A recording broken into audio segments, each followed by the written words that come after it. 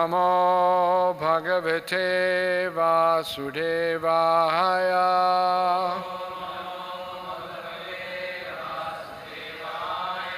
Om Namo Bhagavate Vasudevaya.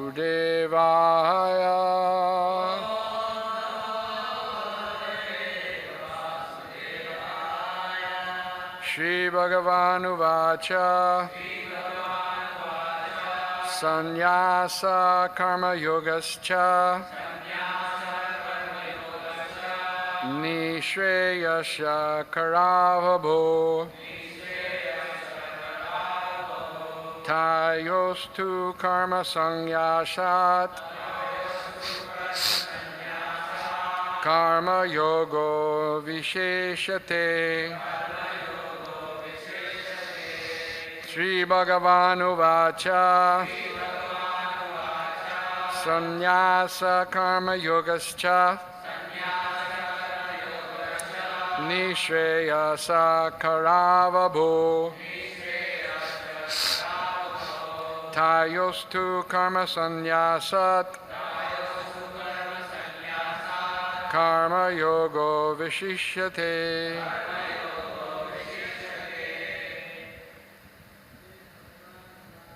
Shri Bhagavan Uvacha. Sannyasa Karma Yogascha. Nishreyasa Karavavo. Tayostu Karma Sannyasat. Karma Yogo Visishyate. Sri Bhagavan Uvacha. Sannyasa Karma Yogascha. Nishreyasa Karavabho. Nayorturasya Vrindasa.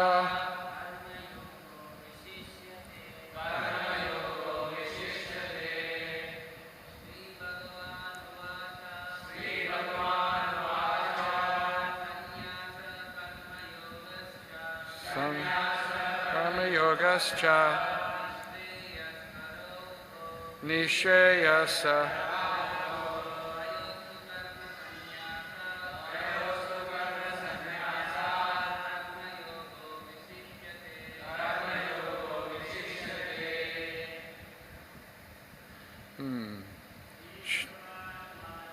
Shri Bhagavan Uvacha.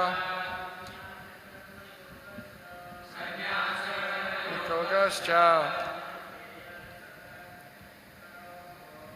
Nishreyasa Karavabho.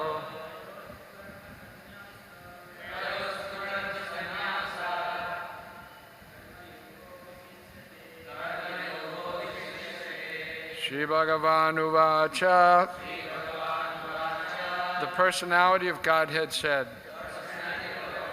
Sannyasaha, renunciation of work.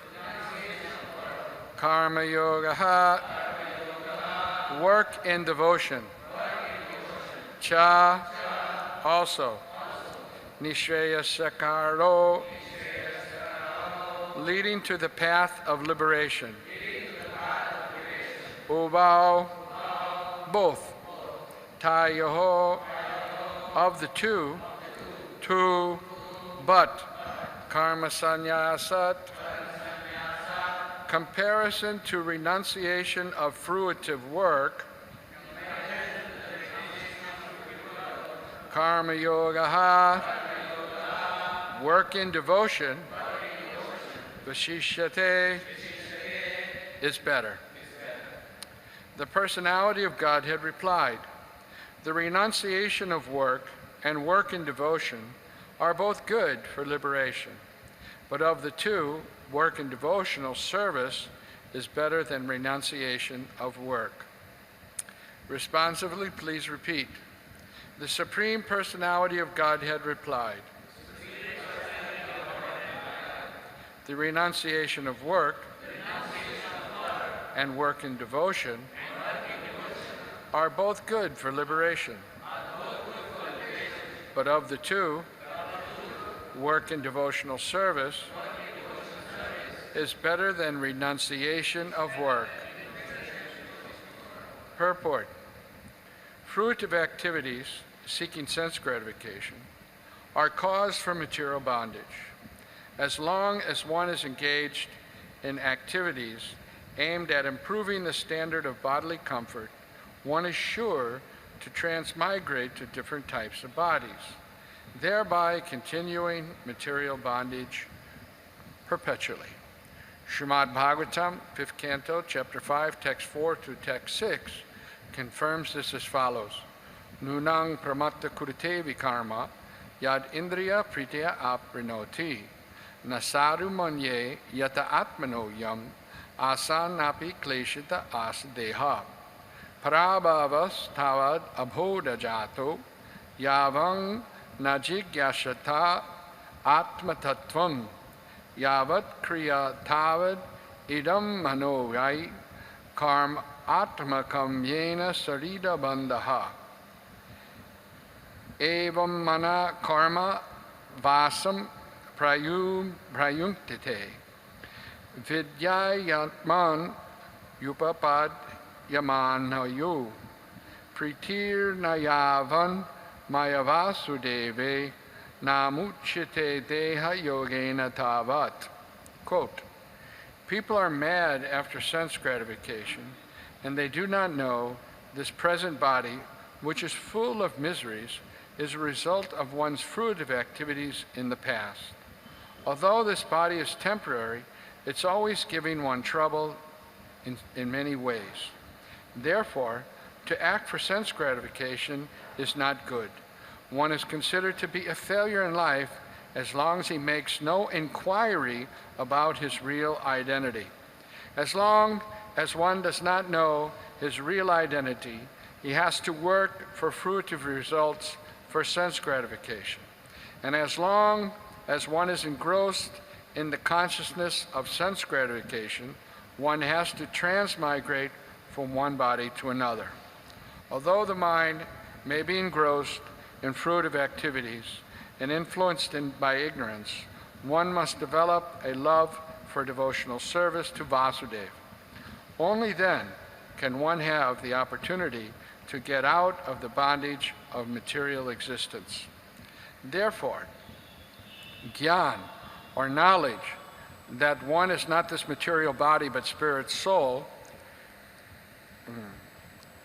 is not sufficient for liberation. One has to act in the status of spirit soul. Otherwise, there is no escape from material bondage. Action in Krishna consciousness is not, however, action on the fruitive platform. Activities performed in full knowledge strengthen one's advancement in real knowledge. Without Krishna consciousness, mere renunciation of fruitive activities does not actually purify the heart of a conditioned soul. As long as the heart is not purified, one has to work on the fruitive platform. But action in Krishna consciousness automatically helps one accept the result of fruitive activities, so that one need not descend to the material platform. Therefore, action in Krishna consciousness is always superior to renunciation, which always entails a risk of falling. Renunciation without Krishna consciousness is incomplete, as is confirmed by Srila Rupa Goswami in the Bhakti Rasamrita Sindhu 1.2.2.58. Prapti ikataya bhudya hari sambandhavastuna mumukshubhi pratidhago vairagyam falku kayate. When persons engage to achieve liberation, renounce things related to the Supreme Personality of Godhead, thinking them to be material, their renunciation is not complete. Renunciation is complete when it is in the knowledge that everything is in existence belongs to the Lord, and that no one should claim proprietorship over anything.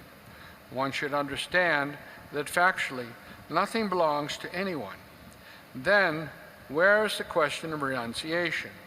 One who knows that everything is Krishna's property is always situated in renunciation. Since everything belongs to Krishna, everything should be employed in the service of Krishna.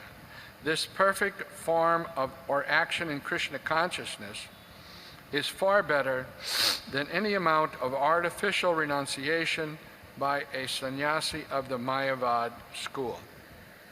Om Ajnana Timirandasya Jnananjana Shalakaya Chakshur Unmilitam Jena Tasmai Shri Gurave Namaha Mukam Karoti Vachalam Pangum Langayate Girim Yat Kripa Taraham Bande Shri Gurun Dinataranam Paramananda Madhavam Shri Chaitanyeshwaram.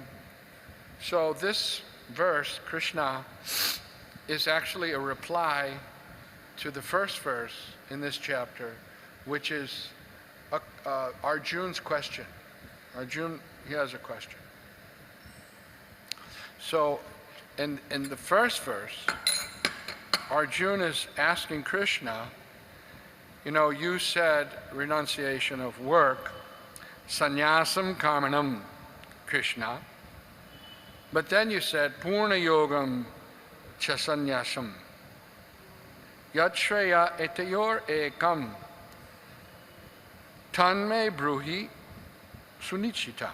So can you, Arjuna saying, can you clarify whether this karma yoga or renunciation of karma, which is best for me, right? So Krishna gives the reply. Krishna says, sannyasa karma yogascha.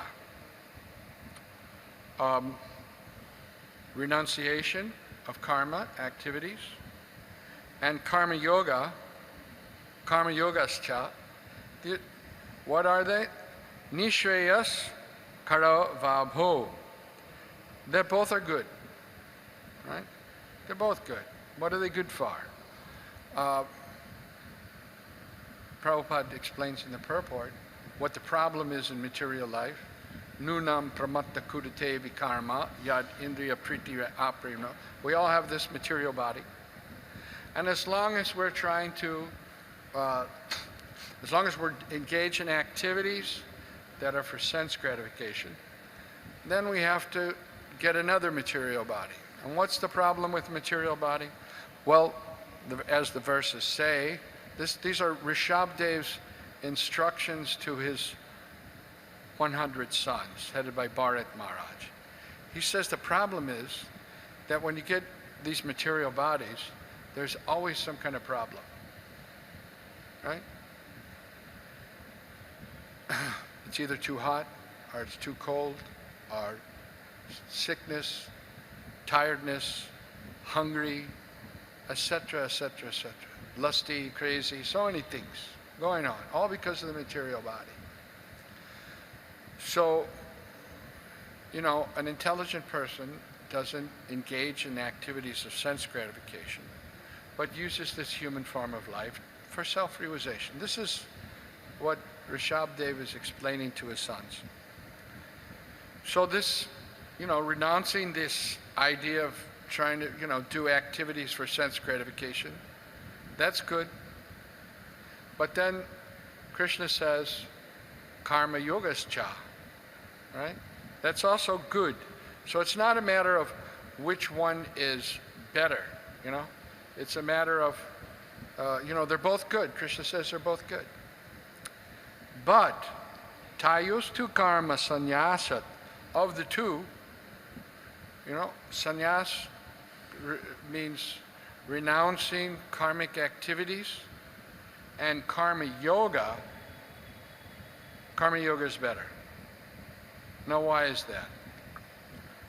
Karma yogo visheshate. This is better. Visheshate. What does visheshate mean? Is better. Okay? They're both good, but this is better, right? So this is Krishna's advice to Arjuna. Why? Well, although renunciation of karmic activities is good, as well as yoga, bhakti yoga. Bhakti yoga is the natural thing for the living entity. Karma yoga. Karma yoga and bhakti yoga are the same thing. Performing activities in devotion, right? Performing activities for the benefit of the Supreme Lord. Because the living entity needs to be active. A body has real senses, right?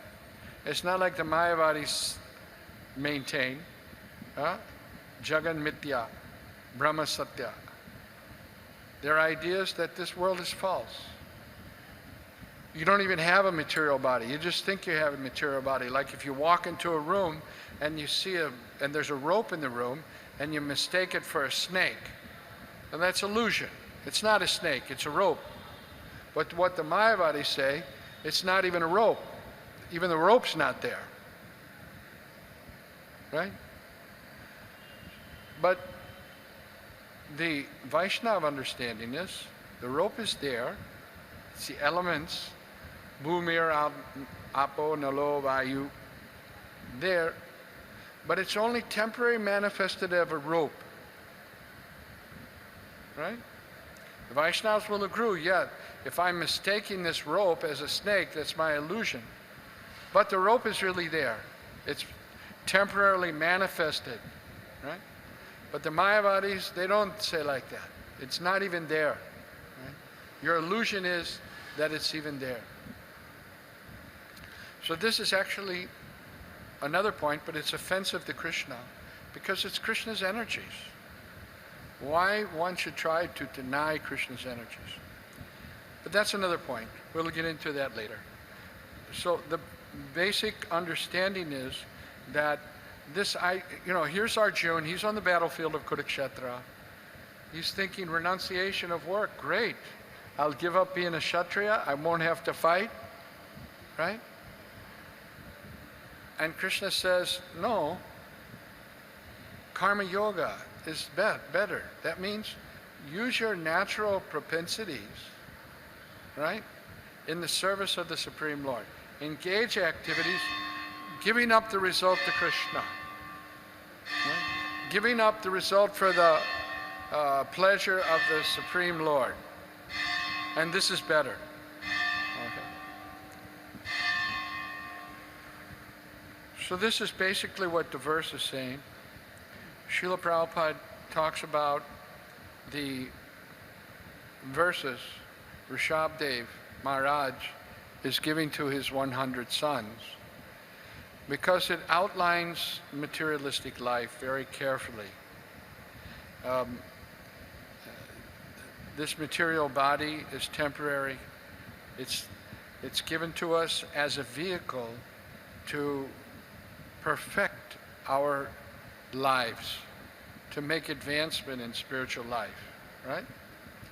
But people mistakenly use the material body for sense gratification. So many, in so many different ways. Even they perform sense gratification by some pious means. As mentioned in the Vedic scriptures, one can perform Vedic yagyas, Vedic sacrifices, for getting some fruitive results. And they worship the various demigods with the idea that they'll be successful in fruitive activities, right?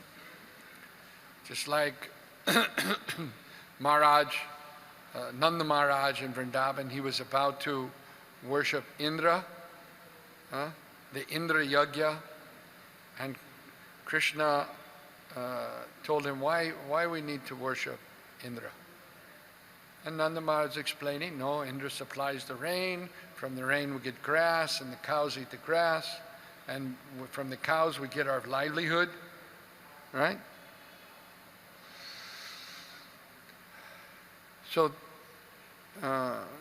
you know, Vedic prescriptions for performing sacrifices are there, but better than that is to not engage in sense gratification, not use this human form of life for sense gratification, because these things are even available for the vidbhujan.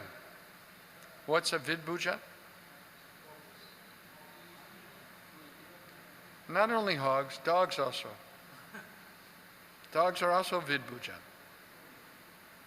You know, nowadays people like to keep dogs very nicely, but in their natural state, they're also vidbhujan. It means they eat human waste. So the pleasures of human form, they're also available to hogs and dogs. So if you're simply going to chase after these pleasures, and that's what people in general do, you know, they're working very hard, they want to earn money, right? And apply that money for sense gratification. And how much do they actually need? You know, there's a saying, there's enough in the world for everyone's needs, but there's not enough in the world for everyone's greed. Whether you're a big businessman, or whether you're, you know, an auto rickshaw driver, how much can you eat? In the morning, before the big businessman goes to work, he has 2 slices and a cup of tea and out the door, right? Same thing for the rickshawala.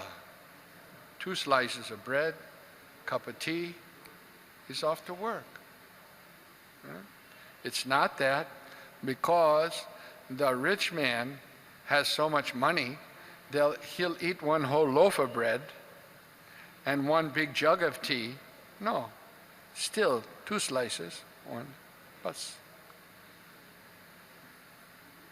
So why working so hard? Because this idea of greed, lust, lusty desires, I'm earning money for my children and my children's children, and etc., etc.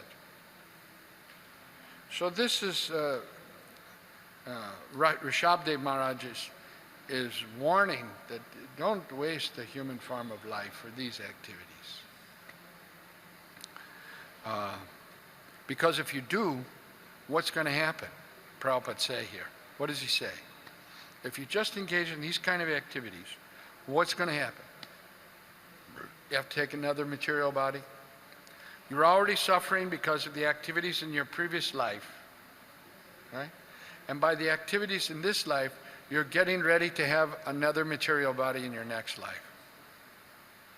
An intelligent person doesn't do this. An intelligent person, it's stated here, should work with knowledge, right?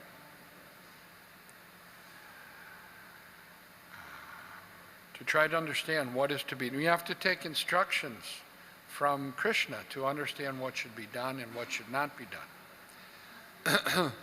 You know, many people are engaged in activities where they try to avoid impious activities and do pious activities, right? But this is also not going to bring liberation, Prabhupada says.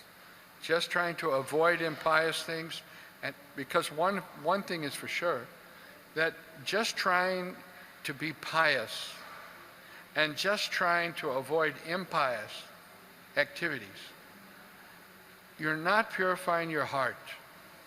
The heart still has this desire for sense gratification. And as long as that heart is impure, certainly you'll commit some sinful act. Right? The heart needs to be purified. The fact that we have a material body, the fact that we have this material body, is proof that in our last life we were sinful. Isn't it? We performed sin, therefore we have this material body. So just being pious is not enough for liberation. Just having knowledge is not enough for liberation. And therefore, Krishna is recommending karma yoga visheshate. Karma means devotional service. One has to engage in devotional service. Show bottle renunciation is not going to help either. Prabhupada talks about, he saw himself in Calcutta. There was this popular katha, Bhagavad, or what do they call it? Bhagavad Saptaha, Kathakar. So he is speaking for hours, Bhagavad. And Srila Prabhupada said that after the lecture, he told someone, you know, my throat is very dry from speaking for so many hours. Can you give me one beedi? Right? Show bottle. Show bottle. No change in the heart. Right? That change in the heart has to take place by association with devotees. Right? If one associates with karmis means those who think that sense gratification is a goal of life. Karmis. Right? Sense gratification is, they may have many good qualities, I'm not saying. They may be very intelligent and they may be working hard, but still there's a flaw in the character. And that flaw is that they think the goal of life is sense gratification. Shri Shri Radha Ras Bihari Gaurnitai Sita Ram Lakshman Hanuman Kiraj Maharaj Ki. And as long as that mentality is there, then one has to take birth again, get into the material body, and you have to suffer. So this is not, you know, if you renounce this, give up this idea of performing activities, right? Krishna says that's good, it's not bad. But show bottle renunciation doesn't work, right? This idea that imagining yourself to be self-realized. Imagining. You know, there's some of these Mayavadis, they imagine that they are self-realized, they've become God, and now I'm controlling the universe. What do you call that? You call that delusory. Delusions of grandeur, right? I'm controlling the universe. The same person gets a toothache, has to go to the dentist, and he's thinking, I'm controlling the universe. This is the foolishness of their ideas. So show bottle renunciation, it has no meaning. And we can understand that they have not become self-realized, or they couldn't maintain it. Sometimes they go way up, but they come back down. And the proof of that is they engage in social welfare activities, like opening eye hospitals, or orphanages, schools, right? So many things. But at the same time, karma yoga, devotional service, means to engage everything in the service of Krishna properly. Prabhupada gives the example. There's a 500 rupee note laying on the ground. So one person comes by and he says, I renounce that. Are Baba, it's not yours. How you renounced it? No, I renounce. Some Mayavadis. They don't own anything. We don't even own this material body. It's Bhumir Apo Nalova Yukamano Bidevacha. Earth, water, fire, air, sky, mind, intelligence, and false ego.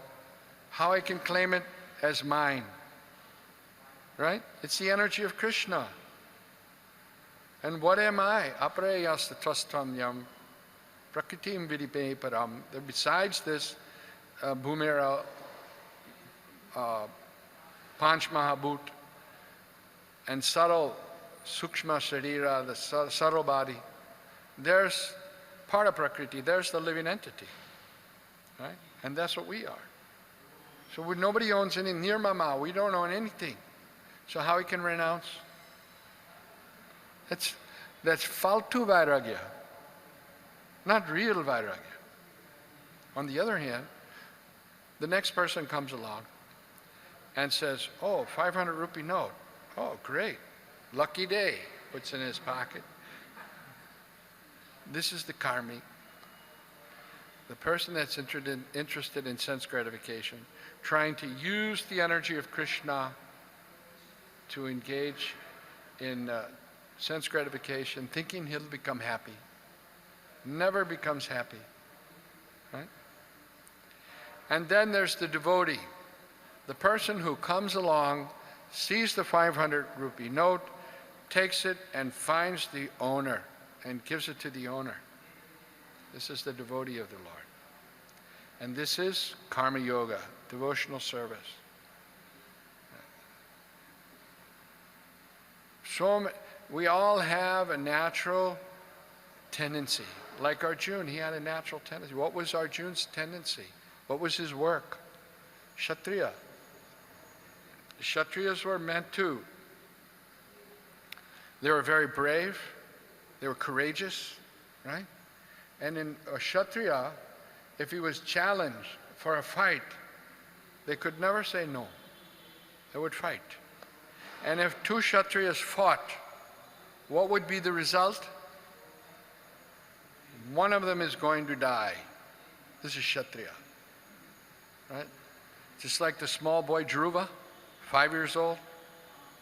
Small boy. But he was insulted by his stepmother. And because of that Kshatriya blood, even though he was 5 years old, when little boys, they don't get insulted. If you see some 5-year-old little kid, right? Are bacha, right? You can say anything to them, they don't get insulted. But Dhruva, because of that Kshatriya line, he felt insulted and he was determined to get a kingdom greater than his grandfather's. Right? Really determined. Even when Narada Muni met him in the forest, he said, you're a small boy, you go play, you can see later these things. He said, no, I must do this. I must find the Supreme Lord and get a kingdom. That was his determination. So this activity of Kshatriyas, right? And that was Arjuna's nature. So renouncing that nature would not be good. Right? One has to follow one's nature, but one should follow that nature for the satisfaction of the Supreme. And then that will be progressive in spiritual life. This is what Krishna is saying. Right? Karma yogascha. Ni visishyate. This is better. It's natural. Right? You look at the Mahajans. Right? 12 Mahajans. Mahayenika Sahatsapanta. How many are householders? Brahma, Shiva, right? Name the others. Huh? Yamaraj, householder. Who? Janak Maharaj. Bali Maharaj. Huh? Prahlad Maharaj. Huh? Brahmachari. But a whole lot of householders and few brahmacharis, right? Sannyasis. So there's no dichotomy. What's good, what's better, right? They're both good. But the natural proclivity of people, one has to see. Therefore, the spiritual master was very expert to understand. The brahmacharis would come to the house of the spiritual master and they would do menial service. And they would learn. He would teach them Bhagavad Gita, Vedic Shastra, and understand which one was suitable for continue as brahmachari, which one is suitable for household life, and he would send them back home.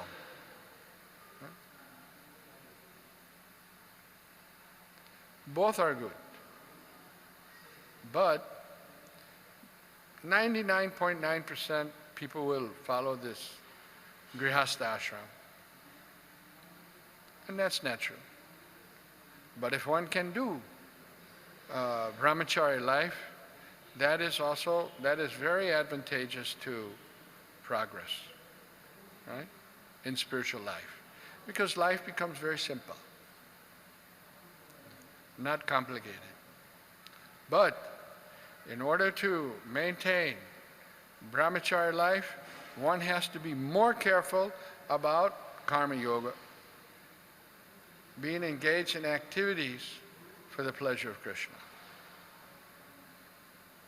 developing attraction for the lotus feet of Krishna. Right? Of course, that's the highest thing, but by regulated activities of devotional service in association with devotees, chanting the holy name, performing these activities, they're very powerful, especially in Kali Yuga, and it can keep one progressively moving on the spiritual path.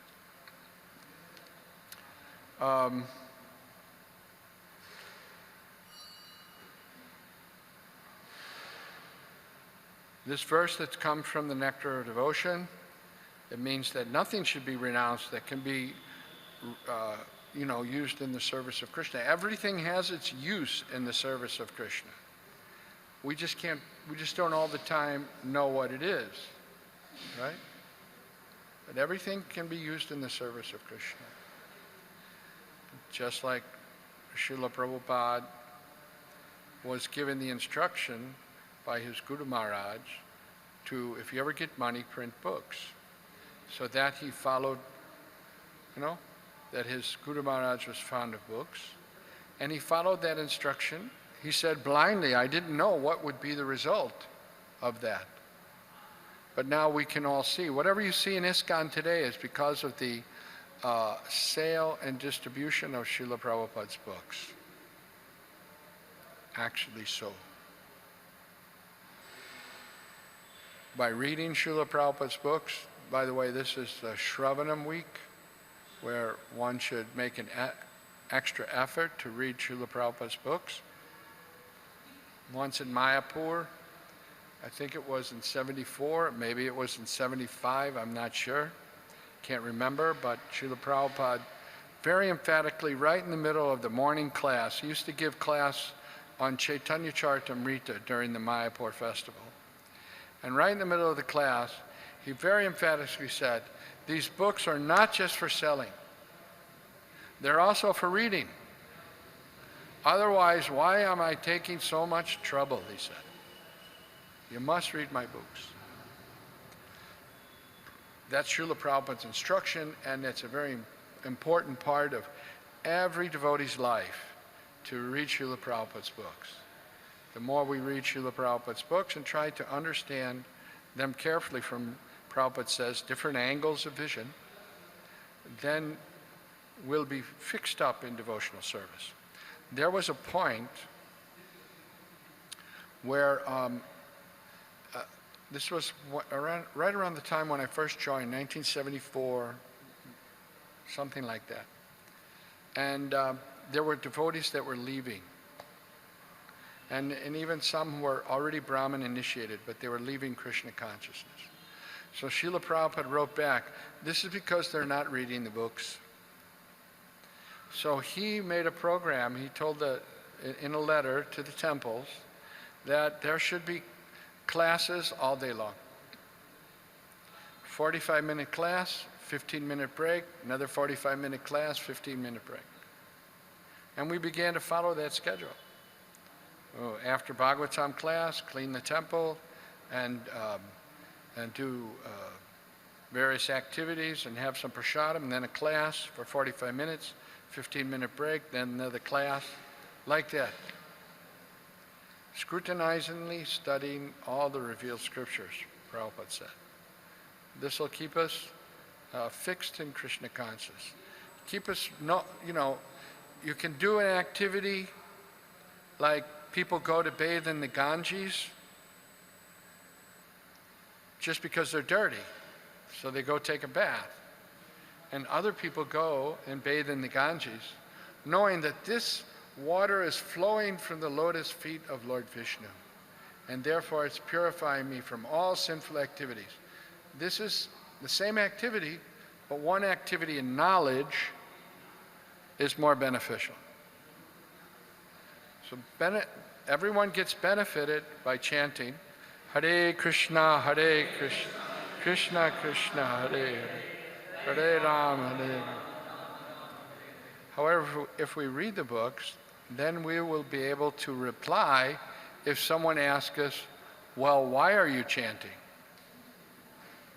We should be able to say.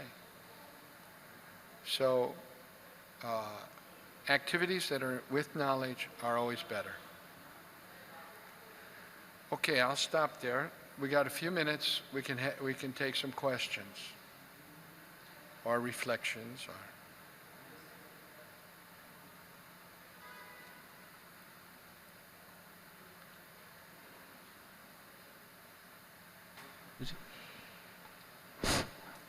Prabhuji, I am also performing some devotional service, but it is not pure. So, what is the factor which... Why is it not pure? How do you know it's not pure? Because I am not get... Are you chanting your 16 rounds? So if you're chanting your 16 rounds and you're doing the activities that are given to you via the devotees from Srila Prabhupada, that's pure devotional service. You're engaged in pure devotional service. You may not be pure yourself, but by chanting 16 rounds, following the regulator principles, doing activities that are, prescribed by Srila Prabhupada, a pure devotee, you're engaged in pure devotional service. It is said that when we perform pure devotional service, we get some pleasure. You get some what? Pleasure from Krishna. Don't you enjoy what you're doing? Sorry? What activities do you do? Reading, hearing, or devotional service. Only reading, nothing else? You must be reading too much then. You need to do something else. So, because you have a physical body, you need some physical work, right? Maybe you need to load the boxes in the truck for boxes of books to go out on Sankirtan. There's different things people get happiness from, right? The karmis get happiness by doing all these activities, knowing that they're going to get sense gratification. The devotees get happiness by doing so many activities, knowing that it pleases Krishna. So Krishna consciousness means happiness. You can't make advancement in Krishna consciousness unless you're happy. And the symptom of someone that's not in Krishna consciousness is that they're morose. If someone's morose, then they're not thinking of Krishna. They're not doing what they're doing for the pleasure of Krishna. Because if they were, they'd be happy. They would feel pleasure. So if you're not feeling happy, get some other service that's more your nature.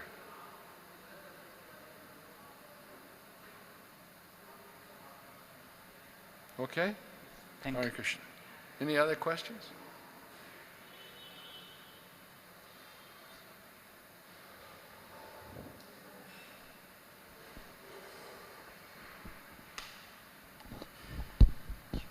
Thank you, Prabhuji, for the nice class.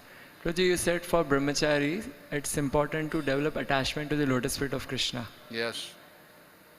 Can you elaborate this, how we can achieve it? Well, to hear about Krishna, once you know how great Krishna is, then you'll want to become attached to Krishna. So it's called Sambandha Gyan. Sambandha Gyan. Establishing, that's what the spiritual master gives. Sambandha Gyan. Establishing your relationship with Krishna, Sambandha. And Srila Prabhupada, in all of his lectures, he's doing that. He's establishing the greatness of Krishna so that we'll become attracted by Krishna. And yeah, this is very important for a brahmachari. If you're not attracted by Krishna, then you'll be attracted by Krishna's material energy. Right? So that attraction to Krishna is so important. Lotus feet of Krishna. And if we do activities for the pleasure of Krishna, gradually that attraction will increase. We have on one side of the scale attraction for sense gratification. On the other side of the scale, attraction for Krishna. When attraction for Krishna is more, attraction for sense gratification goes down. When the attraction for Krishna is less, then the attraction for sense gratification goes up. In the beginning, Rupa Goswami explains, as we do devotional service, there is a waning and a waxing. Sometimes we're feeling more attracted by Krishna. And sometimes we're feeling that our attraction is waning. Right? You might think one day, oh, Krishna is so beautiful, so beautiful. And the next day, you don't have that same relish, right? That's because in the neophyte stage, it's waning and waxing. However, Rupa Goswami explains that the devotee that goes, and that's due to our past sinful activities, our past karmas, right? But if we go on, suffering the results of our past sinful activities and still render service to Krishna, by that determination to continue to serve Krishna, entrance into the spiritual world becomes our adhikari, rightful heir.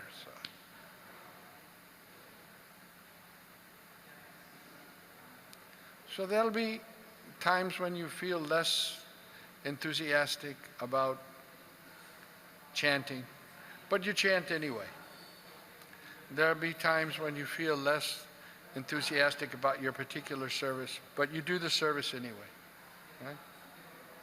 Because what happens is that inertia or that reluctance to serve, it goes away. It comes and it goes. Just like if you have some toothache, you're not going to have a toothache the rest of your life. Right? It's going to come for a while and go away.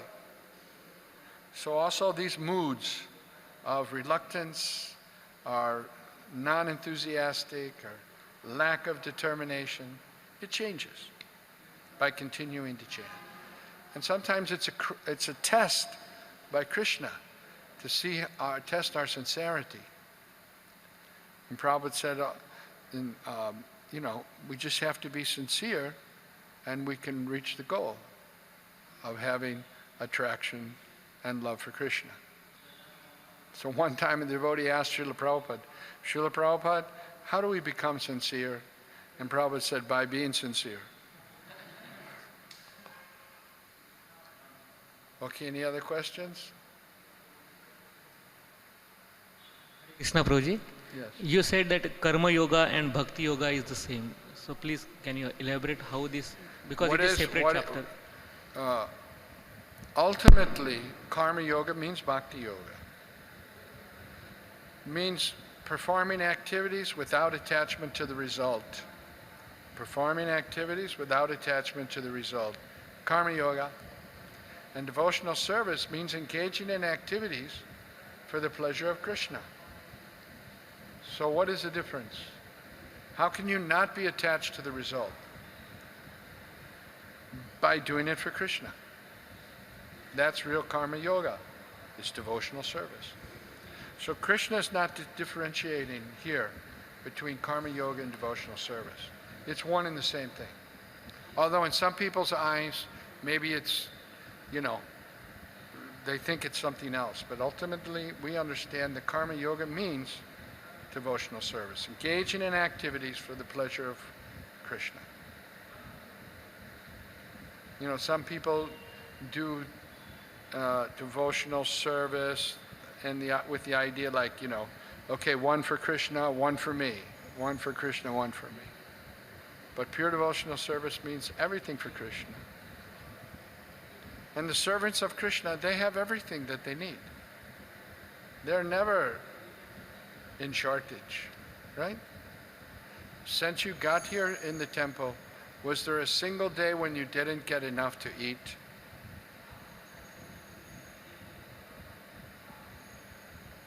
Did you always get enough to eat? Did you always get enough to eat? Huh?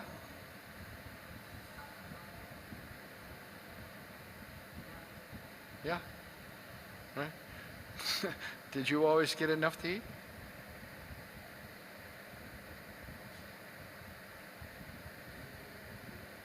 Coffee प्रसाद मिला? हाँ? कुछ भूख रहेगा? भूख नहीं रहते ना? So, everything comes. Yoga, Shemam Vahamiham. Everything is there, supplied by Krishna to his devotees. All they have to do is serve. Serve Krishna. That's all by the mercy of Srila Prabhupada. That's all. This movement is going on by his attachment and love for Krishna. Krishna is so, their relationship is so intense. Srila Prabhupada wants to see all the conditioned souls become happy. The only way they'll become happy is if they do devotional service, become devotees of Krishna. Right? So just to satisfy Srila Prabhupada, even people who don't have qualification, Krishna gives them qualification. He puts within their heart the idea, oh, this Hare Krishna chanting looks very nice. Why don't I try it? Where that idea came from? Only Krishna. Paramatma. Why? Just to please his devotee. And Srila Prabhupada's always thinking, they should take to Krishna consciousness, otherwise they'll not be happy. Let them be devotees. Otherwise they'll suffer. Right? Let them be devotees.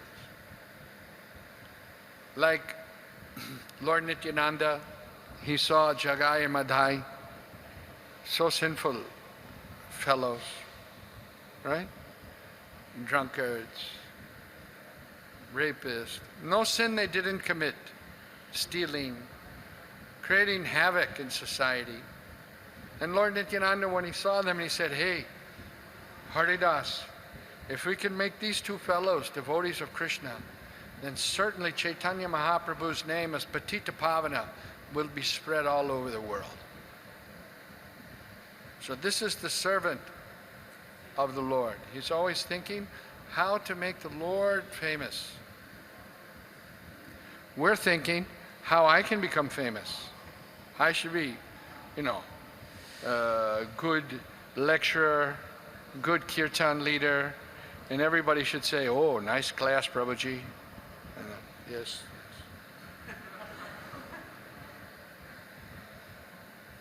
Not like that. Devotee's not interested in that. But he wants to say something to glorify Krishna. He wants to say something to glorify Krishna's pure devotee, and that's his satisfaction.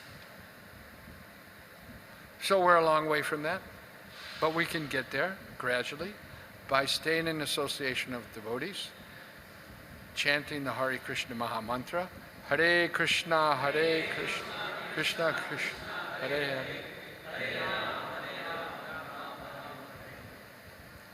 Srila Prabhupada ki, Srimad Bhagavat Gita ki, Nitai Gaur Premanandi.